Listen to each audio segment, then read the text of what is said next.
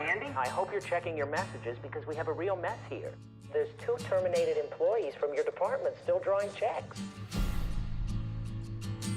You owe me 3 months. I don't owe you. I owe Danielle. Do you need money? It's a serious crime. It's not as serious as you might think. It's a jewelry store, a mom-and-pop operation. You ain't never done this before. Get a gun. You get a toy gun. There's no shooting. You do the driving, I do the thing. Right? Right. Still with... She's what, 60, 70? Don't touch anything. Don't say anything. She's as blind as a bat. Look at me. Blind as a bat. Easiest money we'll ever get. Alright, take 2. Does the life of quiet desperation drive individuals to excel, or to lash out or push back at forces outside themselves? That's Mom and Dad's story.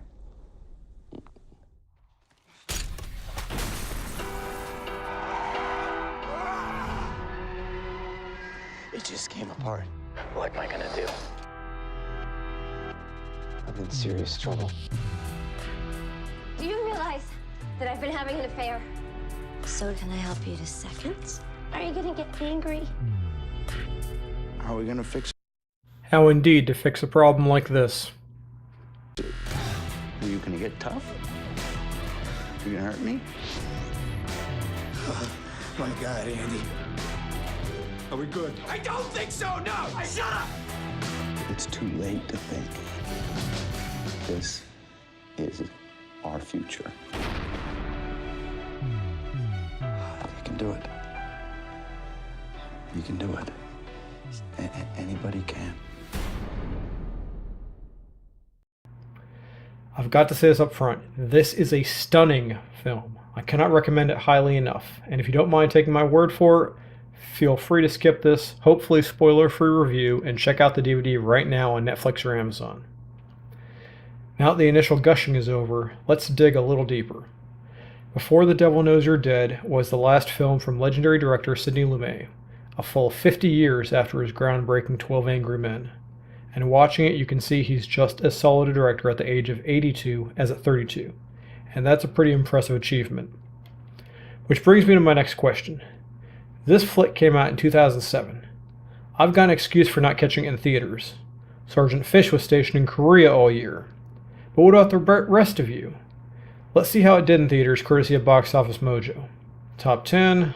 Nope. Top 25? Top 50?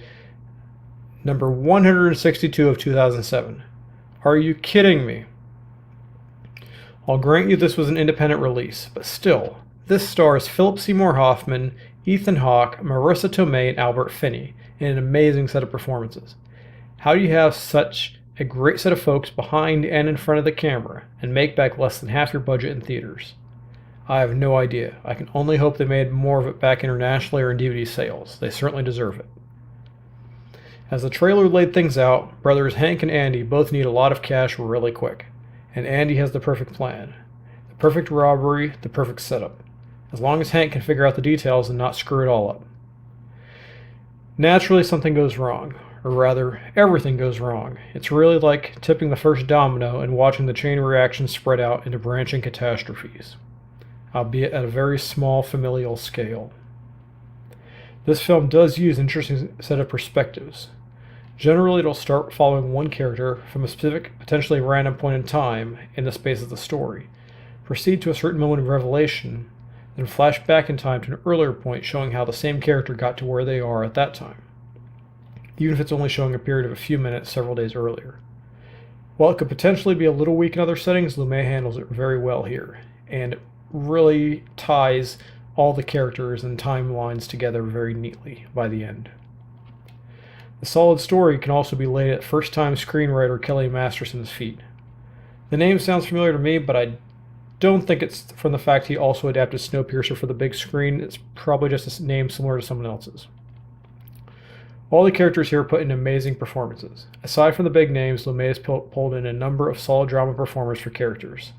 Performances are very realistic and truly human. The emotion and pain we see portrayed by these actors is incredibly vivid. The anger, helplessness, We can see why some of them might see some of their choices as being inevitable, but is it because they have isolated themselves to such a degree that they can't reach out to anyone else around them? Was that a conscious decision on their parts or a reflex? In keeping in the theme of realism, Lumet also makes a conscious effort to make this whole movie as realistic as possible. A fully digital production, embracing technology, he made the most of the filmmaking advantages digital brings to the table, including faster editing and more flexible lighting choices. Scenes and locations are specifically chosen or dressed to look as absolutely mundane as possible. The most miserable looking bar, the most generic gas station or office environments, really bring forward the quiet desperation elements I mentioned before. Sure, Mike Judge did something similar in Office Space over 10 years earlier, but you can definitely see the wear on the characters here as well. On to the DVD. This film is available on US DVD or Blu-ray, as well as a number of other releases. See the DVD compare link below. And compared to my previous reviews, this is finally a DVD with a great selection of features, including one of my favorite extras. A full audio commentary by director Sidney Lumet and actors Ethan Hawke and Philip Seymour Hoffman. I highly recommend checking out the commentary. It goes into a lot of detail regarding the making of the film and the techniques. It stays interesting and engaging the entire time. The presentation is excellent, great audio and video, and it's definitely worth checking out as a Netflix rental. But trust me, this film makes a great blind buy as well. It does not appear to be available via streaming at the usual sites at the moment. That's how I came across it after reading a review at DVD Talk back in 2008. For US indie crime drama, I give this my highest recommendation. Stay tuned, movie fans. Lieutenant Fish, out.